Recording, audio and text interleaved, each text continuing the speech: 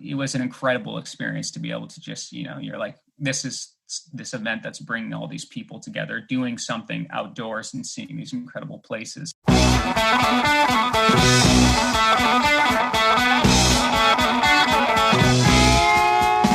Welcome to the Low Tide Boyz, a Swimrun Podcast. I am Chip. And I'm Chris, and this is episode 40 of the show. Can you believe it, Chipper? 40 episodes. Plus, because we got all that bonus stuff out there, too. I don't know if I thought that we would get this far. Yeah, I think if you listen to episode, 17 or something, we were saying, oh, we're going to go back to every other week. That was a lie, obviously. And the evidence is determined that was a lie. Anyway, this week we have coaches Lauren and Matt Hurley from Black Sheep Endurance Project on the show. Besides being super accomplished athletes in their own right, they're also leading the way in training athletes for multisport and swimrun. So you should get your notepads out for this one because the show is packed with a lot of info, a lot. Be ready. It's a great one. It's a great one. More on the interview later in the show. Totally. So on to the training update here. So we've been really battling with air quality here again. Right now at the time of recording, we're in a lull, so we've been able to get out, and it's pretty much if we can get outside, we're doing the most that we can, making sure we get our swims in and everything. We are approaching a month, 4 weeks until Ödyssey Swimrun Austin, so we're really starting to kind of dial in our gear choices, and we have a couple longer swim run practices planned, obviously weather permitting, so that should be great there as we get excited and prepared for the endurance hootenanny. Yeehaw! I'm trying to get better at it. I feel like my yeehaw is very sort of monotone. Now, I wonder if on the course, if they will, if Texans, is that I don't think. No, I don't. Or is that an enduring thing, like a yeehaw? When we do the cliff jump, we should just belt out a yeehaw, right? I think so. I think so. Yeah, but I don't think Texans are walking down the street yeehawing each other all day. Or on Pacebin Park, yeehawing left and right. There's going to be a lot of yeehaws at Pacebin Park come November 8th. Probably all from us. Anyway, on to the shout-outs. Yeah, so this week, we've done this a couple times, but we're going to shout out the entire country of Taiwan. They clawed their way into the top 10 of most downloads by country, which is pretty cool. They passed Japan, so there's a little bit of rivalry going on there. So, yeah, we just wanted to shout out that whole country and thank them for listening. And if you want a fun fact, 65% of the world's wetsuits are manufactured in Taiwan. Wow. That is a fun fact. Yeah. Now for the feats of endurance. Endurance. Feats. Feet. Bam, bam, feet. bam. Feet of endurance. Ooh. So our award this week goes to Lana C. She's been holding it down on the Strava Club. That's the Low Tide Boyz Strava Club for all the new listeners that we have. Join there to follow along, and she's really been dropping down some serious kudo-worthy activities down under in Australia. Which is spring? Because it's reverse, right? So summer's winter, so fall is spring. I think is that how that works? What's up is down. Yeah. And what's down is up. I just know that the toilets swirl the other way. I thought that was like a wives' tale. I mean, I saw it on The Simpsons. Should we look it up, Snopes? So... Snopes. Snope it up. All right, on to our favorite theme song segment, This Week in Swimrun.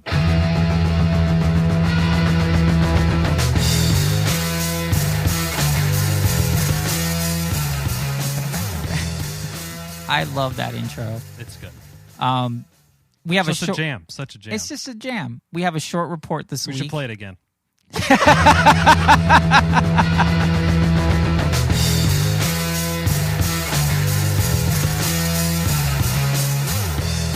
as Mustard Events in the UK had another race this past weekend. They've basically been dropping races every week. This one was at Nene Park at Peterborough Swimrun. It had 3 distance options with a mix of solo and team categories. There was a long course of 21K, which looked cool. It looked a little bit chilly out there. Oof. So perhaps the smiles were frozen in people's face, but at least they were smiling. Now, over in eastern France, Swimrun Aix-les-Bains looked pretty cool. It was an urban swim run going around Lake du Bourget. in case you're wondering what's going on in Aix-les-Bains, it's known as a thermal spa town, and swimming, sailing, golf, and now swimrun are the popular sports. Landmarks include the Roman ruin, the Temple of Diana in the town hall, and there's also the Chateau Les Roches du Roch. So, in case you're wondering what's going on, I was channeling my inner Phil Liggett for you Tour de France cycling fans. I think our French might be better than our Swedish. Slightly better. I'm not if great, you notice, though. I respectfully am bowing out of these as to not insult native speakers of such language with my butchering. Yeah. So anyway, we're not going to catch all these events, so just make sure to send those over to lowtideboys@gmail.com. Tip us off for the race if you know that, or tag us on the Instagram as well, or that works. Send it to us as a message or something if you want. On to the Low Tide Boyz updates. So as you know, Ödyssey Swimrun is just a month away. You can join us, the Low Tide Boyz, and all of our friends who will be there. I know one Marcus Barton will be there. Yeah. A lot of great folks will be there. I also saw on the team list there was a team that was called #SuperStoked. So we're super stoked about that. I'm super stoked to meet them. We are as well. So use code LOWTIDEBOYZ with the Z to save 25% off any entry off the Ödyssey Swimrun Austin, and we're looking forward to being out there and having fun. So again, as a reminder, our friends at Precision Hydration have turned the discount code back on. So once again, that's LOWTIDEBOYZ with the Z. That'll save you 15% off your order. So if you have any questions about Precision Hydration, you can literally email them. There's a live human that will chat with you. You can do a Google Hangout or a Google Meet, whatever they're calling it now. And they'll talk you through the process and kind of recommend some products for you. Personally, I did that. Yeah. I found it to be really helpful. It was like a 20-minute chat. I basically jotted down like a nutrition plan. It was that helpful. So Low Tide Boyz for both of those there. And finally, just a friendly, gentle reminder, the holiday seasons are approaching and you want your loved ones to look as sexy as they can. So be sure to pick up some Low Tide Boyz gear. We have 3 different shirt styles there on the website. So go there to the store. So that way you can show your Low Tide pride at your local Costco or Wegmans or, Ad Nature or REI or wherever you wear a shirt. Yeah, wherever you're wearing shirts, it's a good shirt place to wear. Yeah. So on to this week's interview. As we mentioned at the beginning, we have Lauren and Matt from Black Sheep Endurance Project. Lauren Hurley, formerly Lauren Goss, you might recognize that name. She was a former triathlete before becoming a coach. And Matt was a coach with Purple Patch Fitness before starting Black Sheep Endurance Project with his wife, Lauren, in 2019. They met at the 2018 Escape from Alcatraz, and legend has it that Matt fell instantly in love with Lauren at first sight. So this episode, there's just a lot of knowledge. We do the usual chit-chat, and then they just start dropping knowledge bombs on us. I had to sharpen my pencil multiple times since I was scribbling notes feverishly. Yeah, so, I learned a lot. I think it's interesting to see some of the recommendations they had. I don't want to spoil it, but one of them of doing your long swims and doing your long sets fatigue to sort of mimic what it would be like in a swimrun race. I think that was really good advice. And there's just a lot of that. So we get a little bit into their coaching philosophy, how they interact with their athletes all one-on-one. Anyway, it's super cool. It's really great. You might recognize the names. They were the coaches that were nice enough to comment on our Austin Swimrun provided course some workouts preview. there. So I think you're going to like this one. You will, for sure. So enjoy it. Yeah, let's just get your ears ready. Let's do it, yeah. Get your ears ready. Warming up. Get your notepad ready. Yeah. Let's just Black Sheep Endurance Project.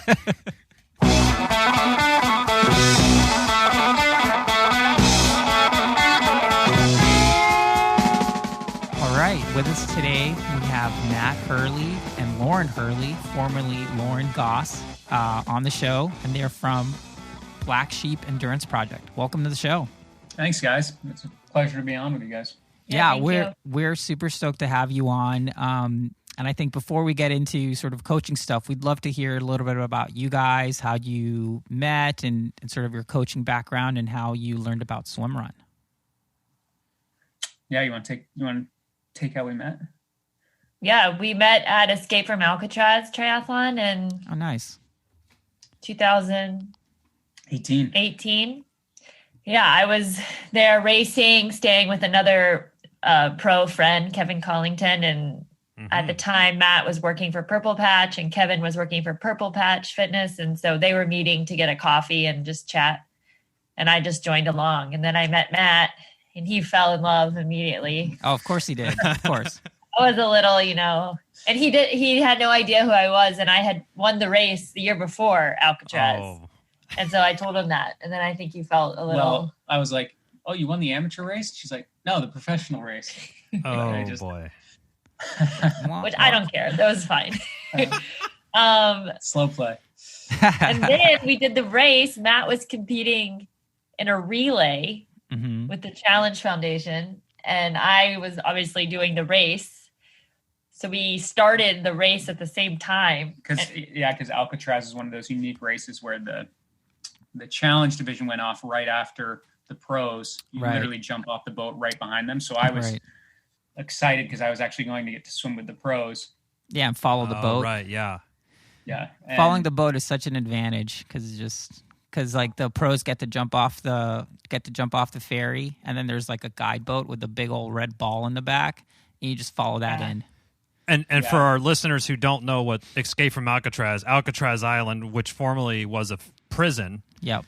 Basically, a giant boat, a 2 or 3 story boat, drives you out near there. Yep. And then everyone jumps off the boat and swims into the shore. So you're kind of pseudo escaping from Alcatraz, a la Clint Eastwood. Yeah, it's a 1.5 mile swim with 3 currents to help you along.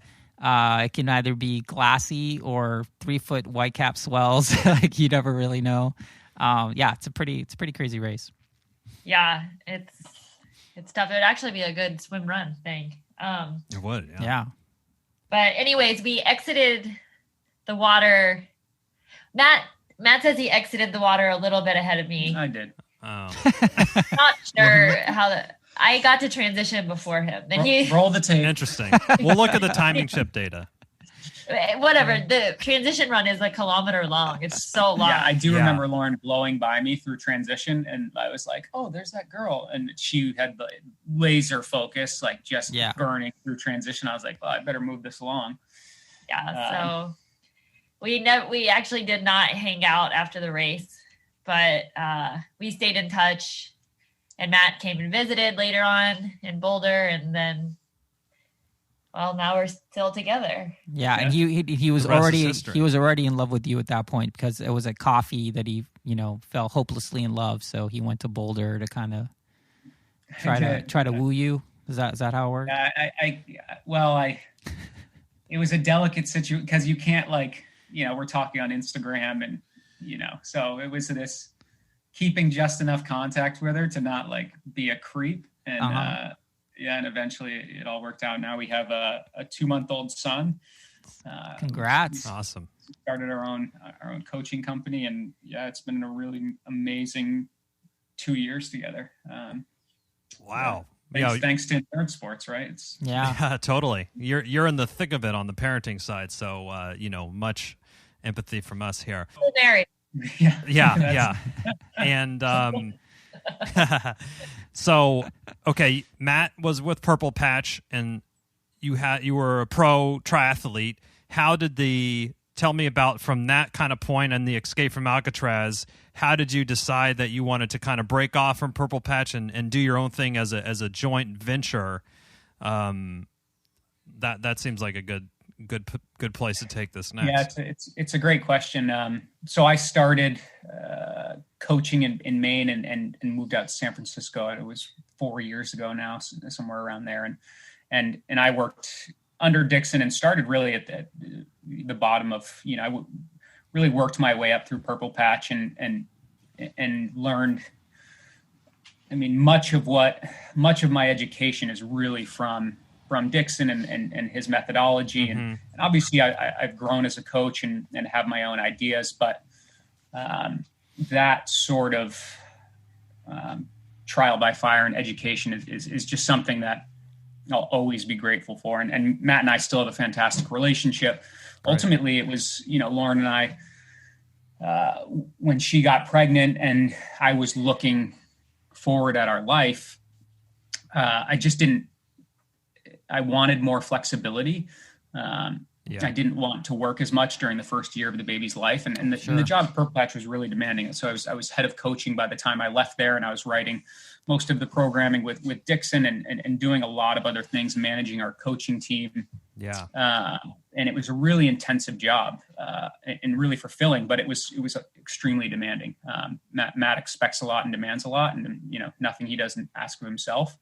But Purple Patch ultimately, is growing and evolving in their own way, right? They have the center and now the squad program that they've built is this incredible one-to-many coaching platform. And I think around last year, what I really love about coaching is working with athletes and individual relationships and that sort of fulfillment. And I was doing more on the administrative side. And Matt and I actually, it came about really organically, like where I said, it was this pivot for the company during COVID. Right.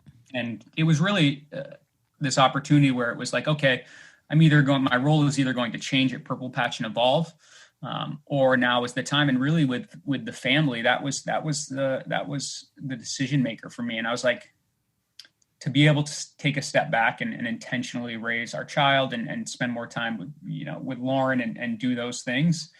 And also on the professional side, to be able to work more one-on-one and be less on the administrative side was really something that had interested me more and more as I'd grown professionally. And that was really conversation I was grateful for Matt with, because it ended up being really fluid when I left. Like he was, gave me his blessing. He was, helped us launch the company in the sense of like giving me, his full blessing and obviously what I'd learned at Purple Patch.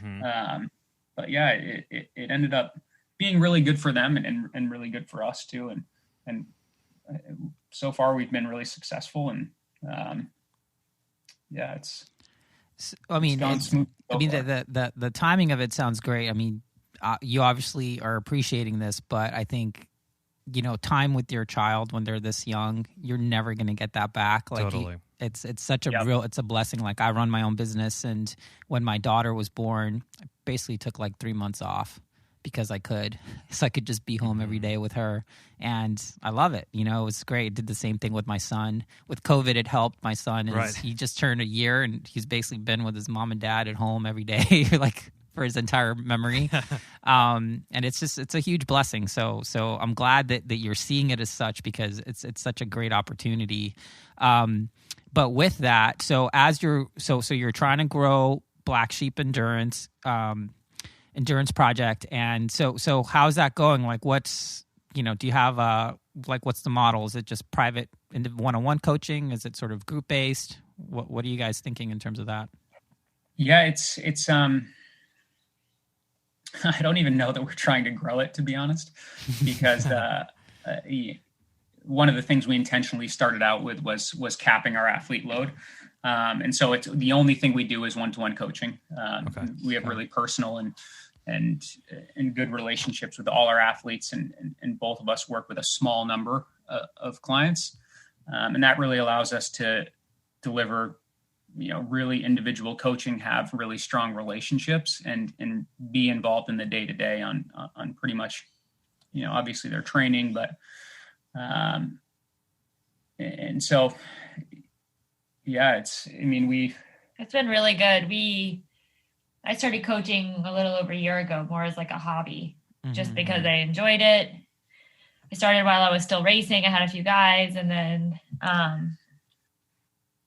it's really taken off. And I would say we haven't advertised. It's just been kind of word of mouth, and we've had more success than we anticipated. And so, we're trying to find that balance of taking new athletes, keeping, the ones we have, and what really is like that magic number for us. You know, how many athletes do we want? How big do we want to grow this, or do we want to keep it small? And I think we still want to keep it pretty small. So it's a pretty like niche kind of program for us, and it's really exciting. I mean, it's so refreshing to kind of hear that it's like, oh, we're not just trying to maximize, chase the dollar, you know, let's get 1,000 athletes and just like, you know, kind of crush it. But send them all the same email. You know, I love the idea of just keeping the quality super high and the sort of individual and attention super high. I mean, that's and we developed a whole business strategy around it, right? Because we obviously need to make a living. But 5% of our athletes are either developing pros or amateurs or people we find interesting that need coaching that we're able to give back a little bit. Mm-hmm. And so we sort of have a sliding scale for some of our athletes who can't afford premium coaching, right? And then we also have your typical executives, that can obviously pay a little bit more. So that balance has allowed us, one, to keep our roster smaller by not having to coach more people to make a living, but also be able to work with people that, maybe aren't your typical high earners in triathlon that are XC or whatever, which, it ends up being this really fantastic balance of, I think, I won't speak for Lauren, but for me, I get just as much joy out of, someone that's able to train 10 hours a week, but has a really demanding job and their family's, front and center. And so that always comes before sport. And to see people like that succeed, not only in their lives, but also in triathlon or in endurance sports. And then you have on the other end, our pro athletes who are training 30 hours a week, and that is their livelihood. And to be able to see them grow and develop is obviously also amazing. So that sort of diversity for us is key to what we want to do too. Yeah, and keeping our roster small gives us time to really dial in people's nutrition for races, kind of study mentally what's going on, are they approaching training and racing with the right mindset, and kind of dive into that. And I think that's overlooked a lot. And that's a lot of high performance. And then also trying to keep their body healthy, mobility exercises, the little extra things that are typically avoided. If as a coach, if you're coaching, 50 people, these are things you just don't have time really to stop and look at. And they're actually the most important things. So by keeping our roster small, I think it allows us to not only just give training every day, but also cover all the bases there. And I think that's why our athletes are pretty successful. Nice. Yeah.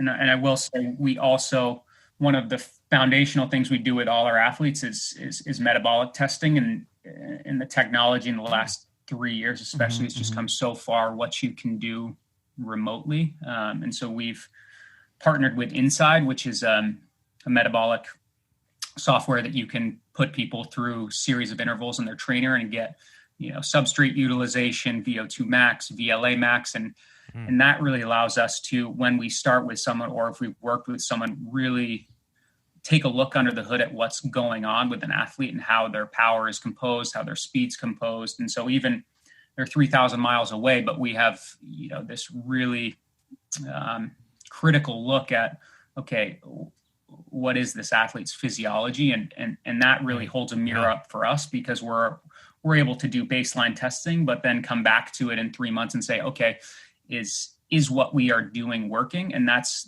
our validation, right? That's our accountability as a company to our athletes of look, not everyone gets the same training, and everyone knows this. You can put 5 athletes through the same program, and 3 of them will get fast and 2 of them will get slower, right? And there's obviously reasons behind that. So for us to be able to use that technology and for our athletes remotely is just been amazing. Yeah, love it. That's awesome. I love hearing that, and keeping it kind of small. And I do.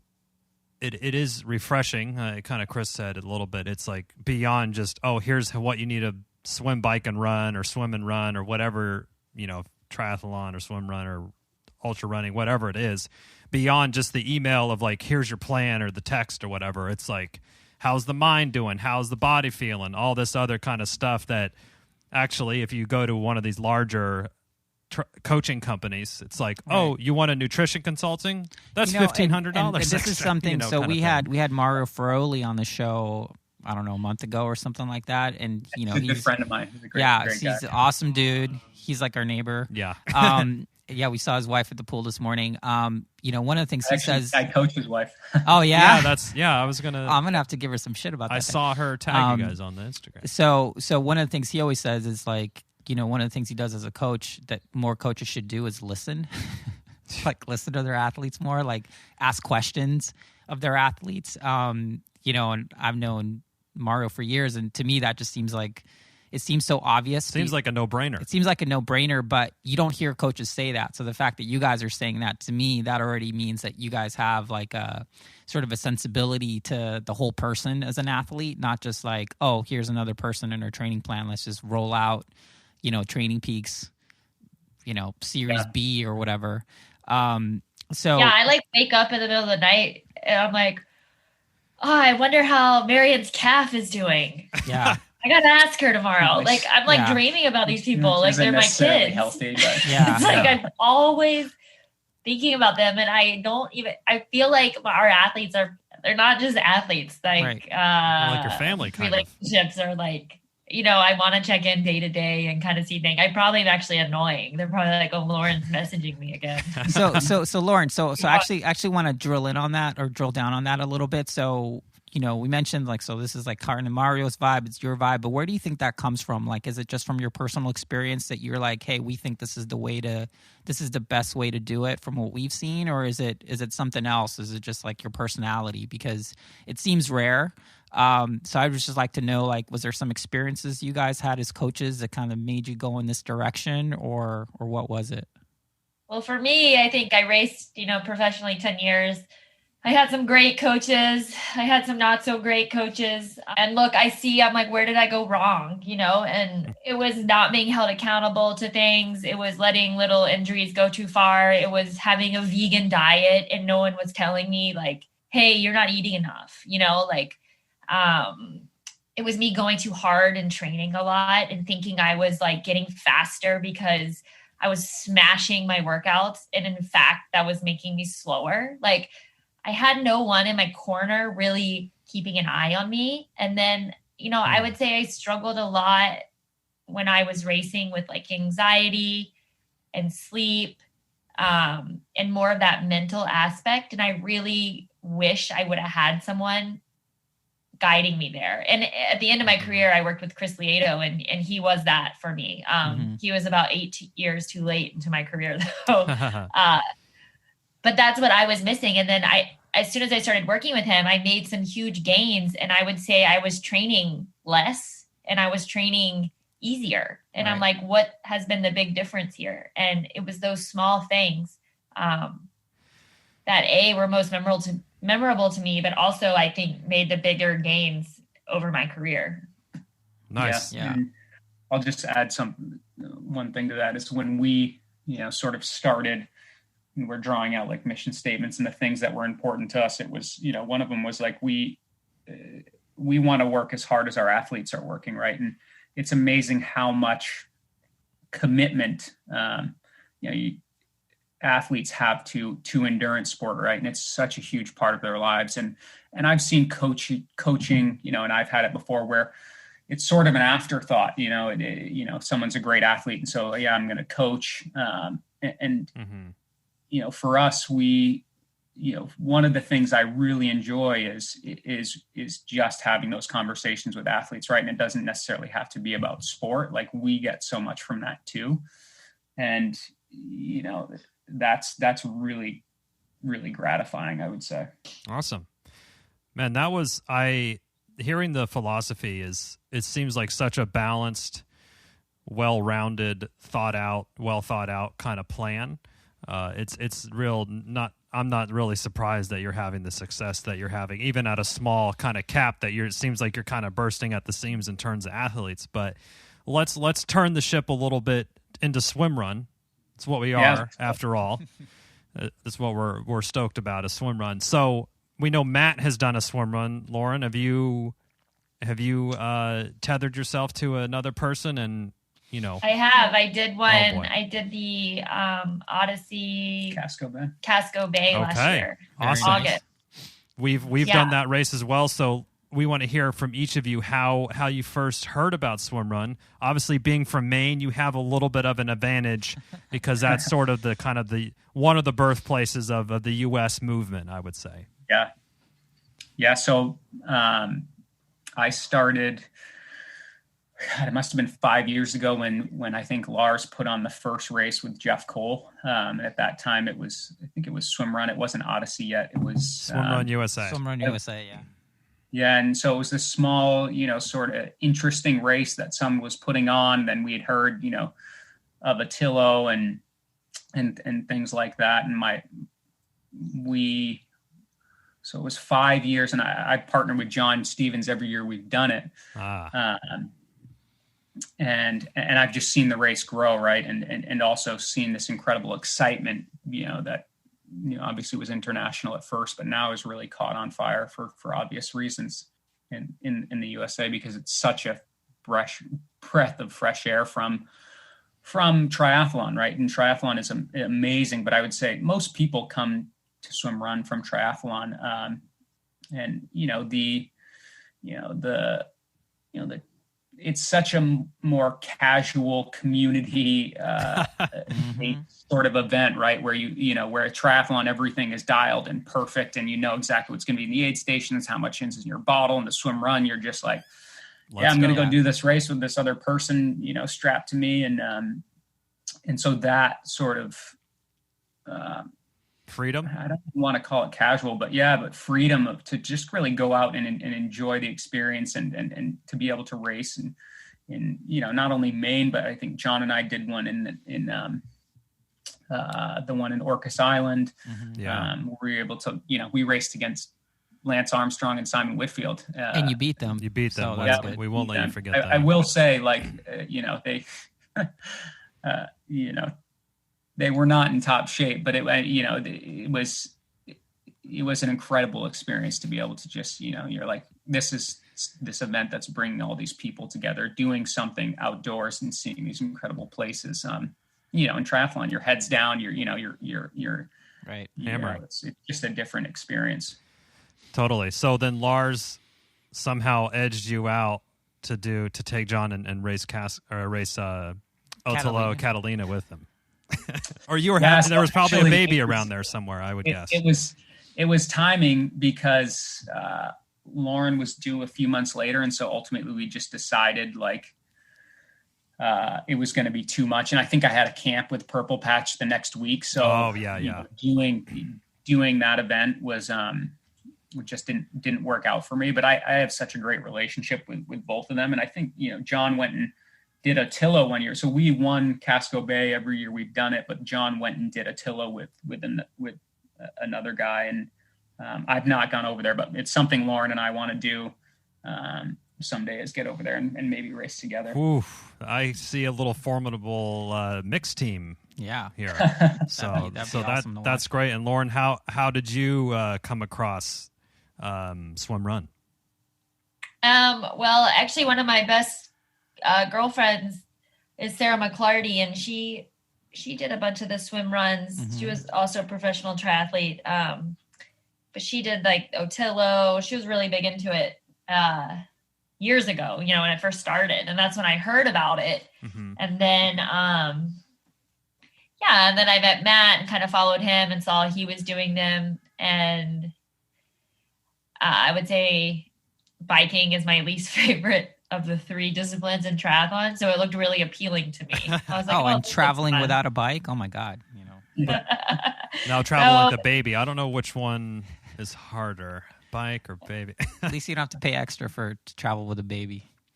It's true. But I really enjoyed my time Casco Bay last year. I entered last minute. My partner, I first time I'd ever talked to him was the night before the race. I had never met him before. His name is Ed Baker. He's a really good triathlete, based out of Boston. And then, we do the whole 4-hour event or whatever. And I was like, oh, we're easily going to win. We're going to smash it. And we got our butts kicked. what is their name? The Bronson? Yeah, the Boston Red Sox. Yeah, they're. Oh God, I was like, you we're can't gonna mess smash them. Was I wrong? Yeah, I mean, the Boston Red Sox, they're super humble, but they're probably the best mixed team in the U.S., I'd say. They're so dialed. They're great. They're so good together. But, I did this whole event with Ed, and I'm talking the whole time. We're chatting, and the end, of the last run, he pulls out his earplugs. He's like, no, I didn't hear you the whole time. I had earplugs. Oh my God. That's like, that's so funny. That's like Chipper's nightmare because I have to swim with earplugs. So we didn't communicate the whole time. Wow. And we were just in sync. I mean, we got second. Wow. But it was a great event. I would love to do more in the future. So I definitely will. Maybe we'll see if Matt and I do one together. That'd be awesome. It was a good sport. I called him up and he had not been swimming at all. And I was like, Ed, you want to do this swim run? He's like, sure. He's like one of the few people you could just drag off the couch and right. He's good for it. Exactly. Yeah. That's too funny. Awesome. So I imagine that the Black Sheep Endurance Project has majority probably triathletes and then kind of a mix of ultra runners. I don't know how many swim runners you have or any at all, but how would you approach building a plan or structuring a plan for somebody that is doing swim run as they identify as a swim runner and they're doing almost exclusively swim run events where there's such variance between the courses. So if our A races, if we're doing the Casco Bay race or, we're doing the Austin Swimrun Ödyssey Swimrun Austin, Texas race. And that is a completely different race than the Casco Bay race. So love to hear kind of both everyone's thoughts on the approach to building the plan for a sport with such variance in it. I guess whenever we work with anyone, and this is something I talk with John Stevens a lot about, is really just backing up and saying, okay, what are the demands of the race? So obviously if you're doing a Tillo, that's a 10-hour race, so huge considerations to fueling and the training for an event like that is completely different to, event where I think Austin's 6,000 meters of swimming and it's about a half marathon, 13 miles of running. 13 miles of running and 3.5 miles of swimming. So and so if just relating it triathlon, it's the difference between an Olympic distance and an Ironman, and the training demands are totally different for those two events. So I would say if you're doing one of the longer swim runs, breaking that apart and saying, okay, is this a swim dominant race or is it a running, or is running the dominant, sort of discipline in this, whereas Casco Bay, I think you're swimming 5 miles. So, all things in, it's a very swimming heavy race. Yep. And so then saying, okay, what's the person's background? So,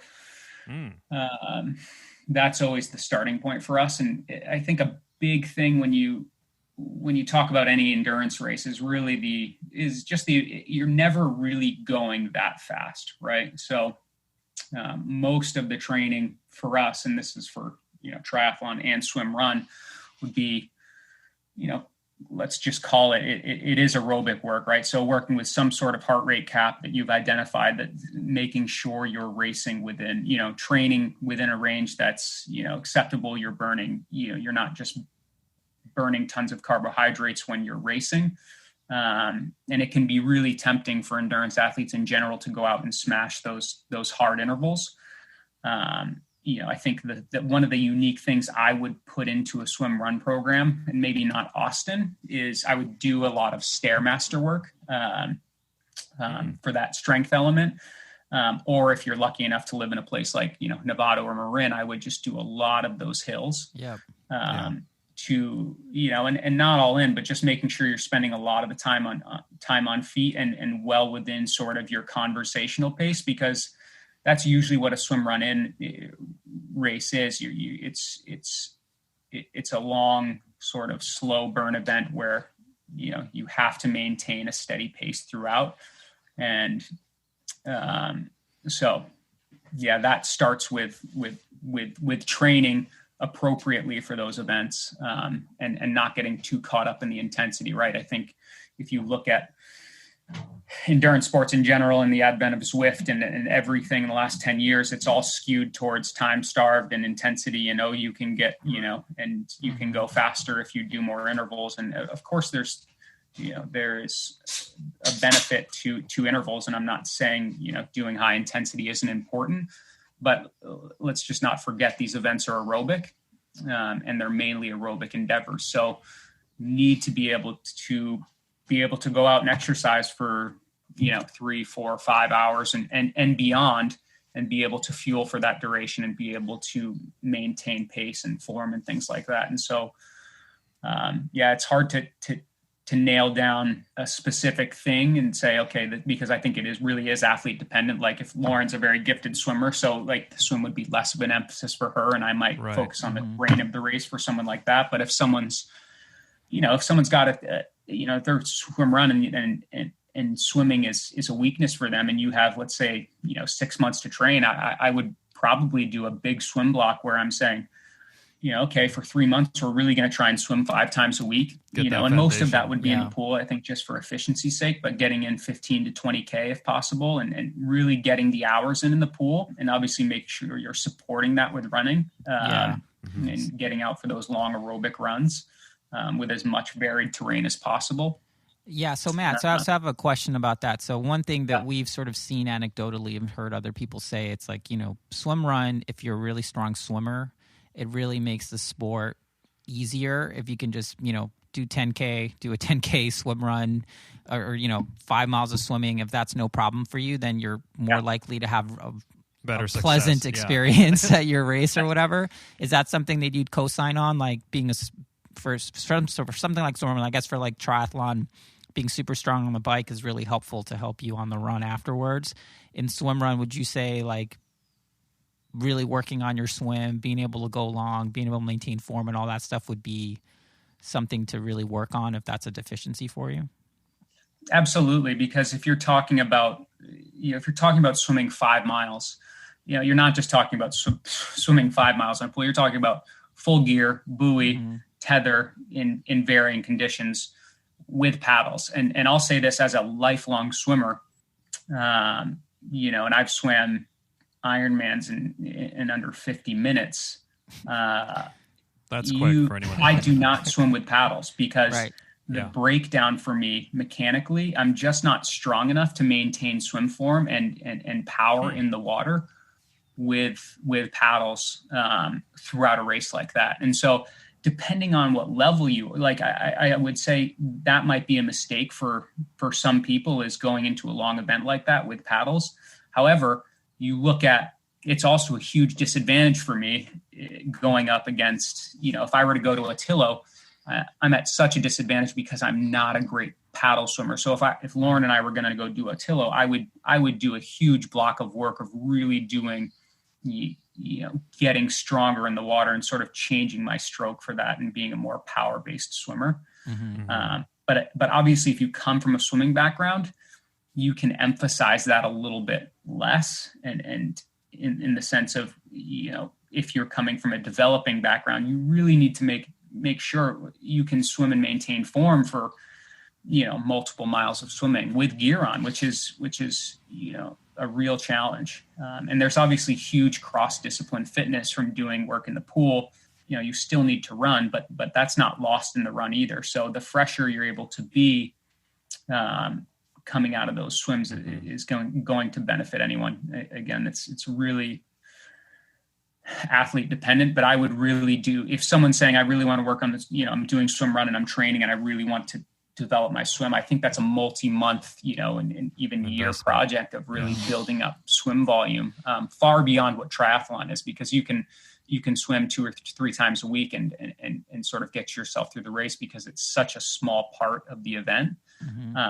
But in swim run, obviously it's front and center. And so that really needs to be a focal point for anyone that's not a super strong swimmer. Totally. Yeah. And when I did my race, I'm a really good paddle swimmer and I really struggled at the end. I would say if I went back and had to retrain for that event, I would have done a lot of paddle and band only work. So lose the buoy and really build that upper body strength. Some more upper body stuff in the gym. And then maybe I would do a few long swims, like 6Ks in the pool. In the last 2K I'm doing with paddles hard with really fatigued arms. Gotcha. You got to do a lot of strength work. I would say it's not even like speed so much. Like I would ditch the threshold intervals and I would focus more on long strength stuff. So, I've already been researching kind of like swimming with a t-shirt on, right? And paddles. Like whatever, or a drag suit, like something that's really going to fatigue you to try to get you in to that place you're going to be in the swim run. Because the problem is you can do a 5K swim and you're like, I feel great. And you can do a couple of those a week and you're like, I'm in swim shape. But like, you need to try to simulate how you're going to feel after, 4 miles of swimming and X miles of running, And so the only way really to do that is to kind of create a lot of drag and long sets, and try not to break down your form too much when you're really fatigued. That's a really, really great point. And I want to keep you on the line here. So, I mean, the more swim runs we do and the more practicing and swim run practice that you do, to me, swim run is the sport that I would almost relate it similar to kind of ultra running. It has a lot of problem solving that you have to do on top of the swim and the run, like the physical stuff. There's also a lot of problem solving that you're doing. And Lauren, you touched a little bit on kind of mental toughness or anything like that. So I'm wondering what is the kind of approach that you would take, especially as an ex-pro triathlete, for when it is a problem that you're facing. It's whether, maybe your shoulders are more blasted, or you have some nutrition problems, or you're getting a little cold from in and out of the water all the time. There's more problems, I feel, in swim run than there is kind of other sports. And what's your... And like the longer the race, the more problems. Yeah, the more problems you have. So what's kind of your approach to... You come up to a problem, how are you handling that kind of mentally, or what's your process for that? I think these swim runs, though, you have all these little segments, and you really got to break it down into, okay, I'm doing a 1,500 meter swim right now. Like instead of looking at it as like, I have this 8-hour event ahead of me, I'm never going to make it, like we have so much longer to go. How many more segments do we have? And really just focus on that one thing you're in and get through that. And then, go to the next one.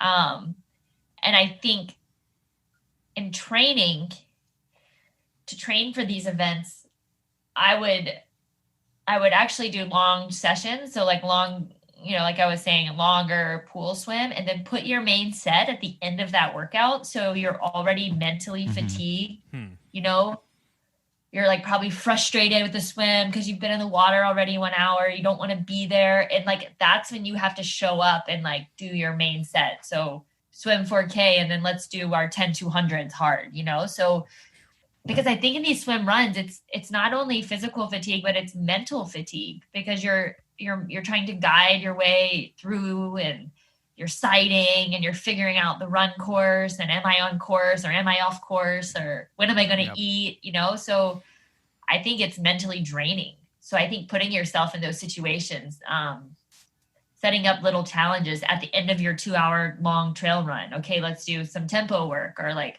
something like that is going to train your mind to kind of switch, because I think that's what's important, is learning how to kind of shut down that poor me, I'm having a bad day, this sucks kind of mindset, to like, okay, I'm going to focus on what I have to do right now, and I'm going to get through it, and I'm going to move to the next kind of, segment. So doing things like that in training, making little mental cues to yourself. If you're tired in the swim, okay, I'm just going to focus on engaging my core. That's all I'm going to think about right now.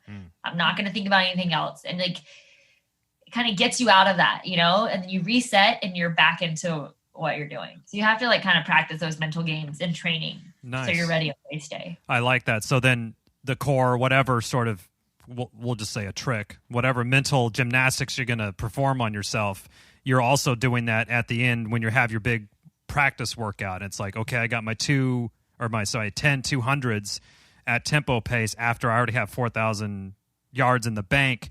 And that's when you kind of practice working on those. Is it, okay, stay taut, or, okay, remember that really good session, like try to pull back those sessions with the band and the paddles only when I was fatigued. I got through that. I can get through this 800 swim or whatever. Exactly. Or like, and you get to those 10 200s at the end of your long workout and you just take it one by one. You know, okay, I have 8 laps in the pool right now. I'm going to get through it. And then I'm going to do that again. I'm going to do it again, and break it down into really small segments. Even in the swim run, you know, I'm just going to get through this next swim segment, and then I'm going to make, you know, and then if I don't want to do it anymore, I'll quit, you know, or I'll go slow. But like, it's sometimes just getting through those 5 or 10 minutes of a dark space, and you're actually going to be fine, you know? So I think it's learning how to fight through those downtimes. Because usually after 5 minutes or so, it's like you're back on track, you're feeling good. And it's usually nutrition based. You're usually bonking, you know, or you're uncomfortable. And yeah, I think trying to set challenges and times when you know you're going to be uncomfortable in training is how you kind of train for that. And that all comes back to kind of having a coach, because rarely are you going to set challenges for yourself when you know you're going to be uncomfortable. You know, like if you don't have a coach, you're probably not going to do those 10 200s at the end of that swim set. Yeah. Well, you know, it's so funny you say that, because last night when Chipper and I were prepping for this interview, we were talking about, oh, wouldn't it just be nice to just have a coach just tell us what to do and we could just do it? And, you know, whatever they say, we'll just do it. Like, we're definitely committed to the sport. It's like, oh, it'd be just so great if we could just someone tell us what to do. It doesn't matter how hard it is. We'll just do it without having to kind of come up with it on our own. And we have some access to workouts that we do and stuff. But yeah, I think that piece of it can't be overstated. And I think also because you have a partner, it adds a little bit of pressure, but also some accountability too, because you want to be strong for your partner. You want to make sure that you're helping your partner if they're having a low point, and they're helping you if you're having a low point, because you have to finish these events together.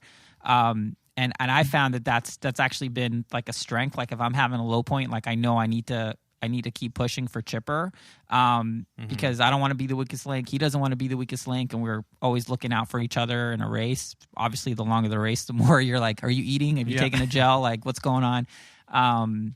But I feel like that piece can help and hurt. From the pressure perspective, is that something that you would sort of co-sign on? Well, I think you need to also know how to communicate with your partner, right? Yeah. Even it's just like in a marriage, like you see someone having a low point or a low day, you know, the other person needs to say, hey, I'm bonking right now. I need you to get me through this segment. Yep. You know, let's get some fuel. I need to reset. I'm not doing good mentally. And I think having that communication with your partner in these long races is important. So, you know, if you're bonking and dragging along and you're not saying anything, like it's going to be hard for your partner to lift you up. And so I think having cues or code words or however you want to do it is important, to really be aligned and, you know, get the best out of each other, because I think you should be able to use each other to get the best result. You know, instead of kind of just going through this course side by side, you know, you're drawing energy off your partner when you're at a low and he's at a high, or whatnot. And I think that's, you know, I think you need to be doing a lot of sessions with your partner if possible. Yeah. Oh yeah, for sure. The partner sessions, the swimrun practices are really important. Now, before we move on, there's one question that I know our listeners will probably want some insight on. So you mentioned doing some strength work in the gym, especially upper body. Do you have like just a couple workouts that you think would be important, especially to get sort of the shoulder strength for paddles, that you'd recommend? Yeah. So we talk about gym. We talk about gym work and recommend it to our athletes, and we're very poor execution. We're very poor at executing ourselves. But I think if you can do pull-ups or some sort of assisted pull-ups, That's huge.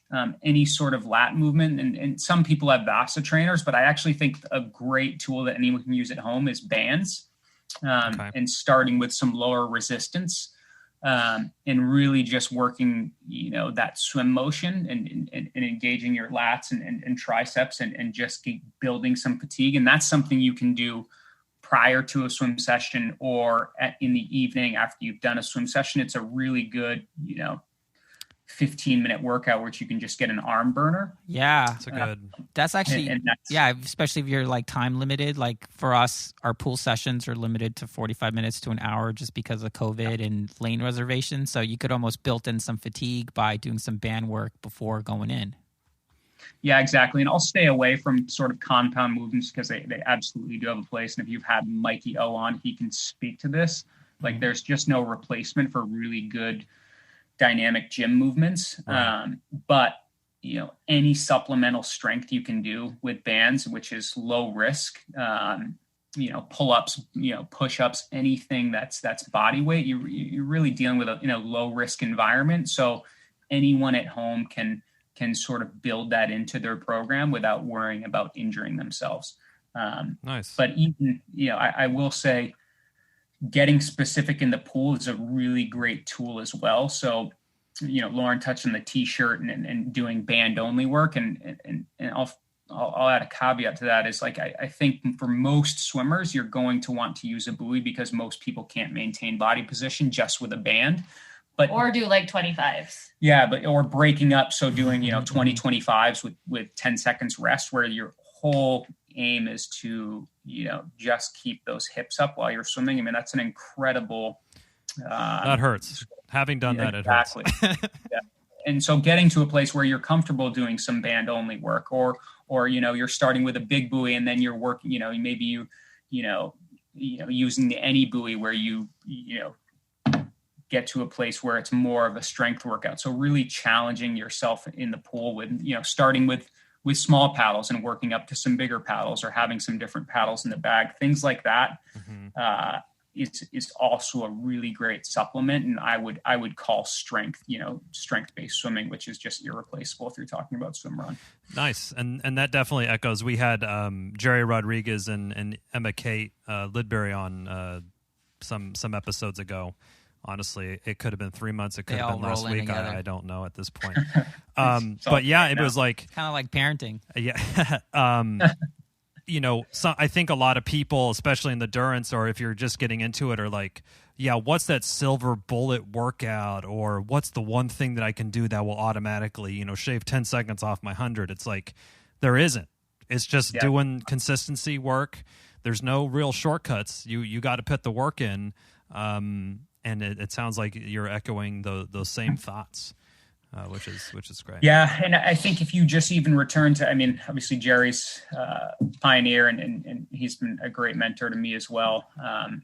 But the consistency thing, just applied to endurance sports in general, is just so true. Like people overestimate what they can do in a year, but really underestimate what can happen in 3.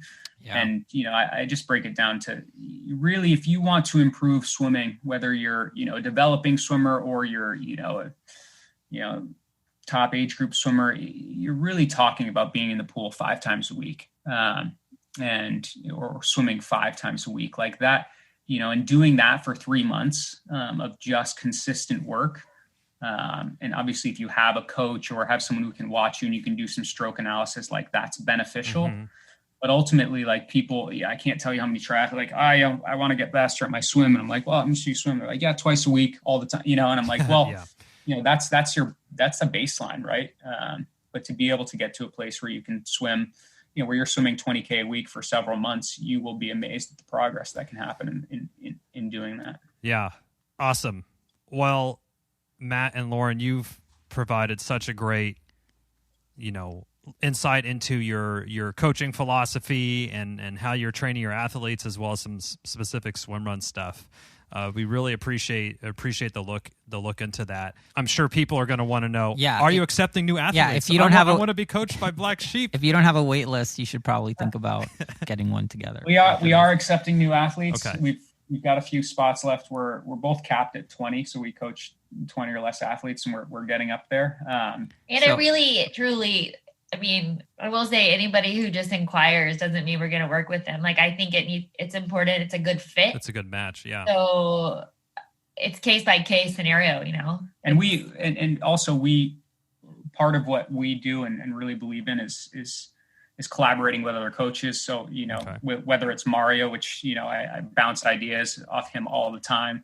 We've had phone calls with Dan Lorang, who's like been kind enough to just hop on a phone call with us, which is just amazing. Right. So we know coaches, throughout the country that, we think can provide great coaching, whether it's in Maine or California. And so sometimes that's our route too, is saying, hey, look, like,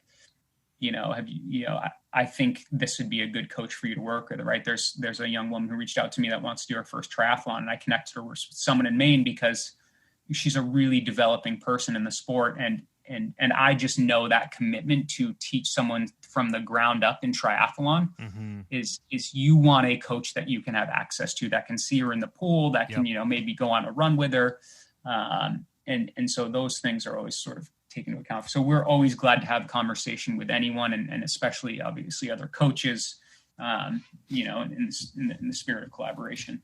Yeah. Love it. Great. Love it. Awesome. And then do you have like an email or something they can reach out to you, or your Instagram account? We'll link to that, or what's the best way to find out more? We actually don't have a website, and we've sort of been intentional about that. We'll do one eventually, but we've really just done an Instagram to feature the athletes. If you reach out via our Instagram, we'll get back to you. Cool. And our email is on the Instagram as well. We'll make sure to list that. And it's super not professional right now, but we'll get a website one day. If anybody's you're the black sheep. You're just living up to your name, like, screw digital marketing. We don't even need it. We're the Black Sheep Endurance Project. So yeah, exactly. Well, we're just kind of struggling with what do we need really, and like what do we not need. Well, there's so many. You look at what Plus does out there, right, and just the marketing, the newsletters, and you go, okay, and we just go, we really don't have the time or the desire. Totally.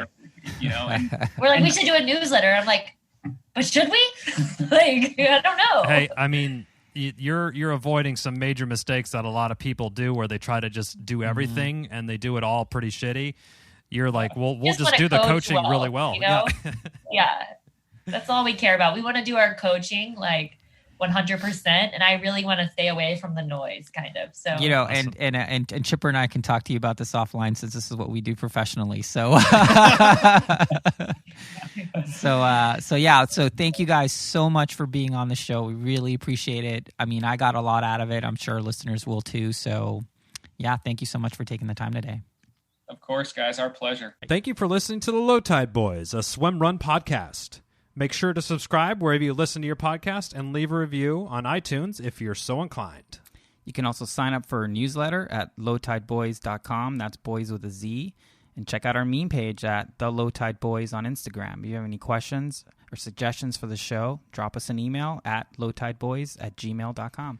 We'd like to thank Writing Easy Records for our show music, and of course our wives for their support and tolerance of our swimrun activities, hobbies, and other bullshit we do.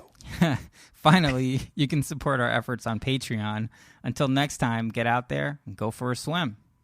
And then a run. And then another swim. Then another run. And then another swim. And then run to the finish line. And just keep going until you're done. Yes. Or until run you cross the finish line. Or run to the car. Or run to your car. Somewhere. Just keep running. Peace.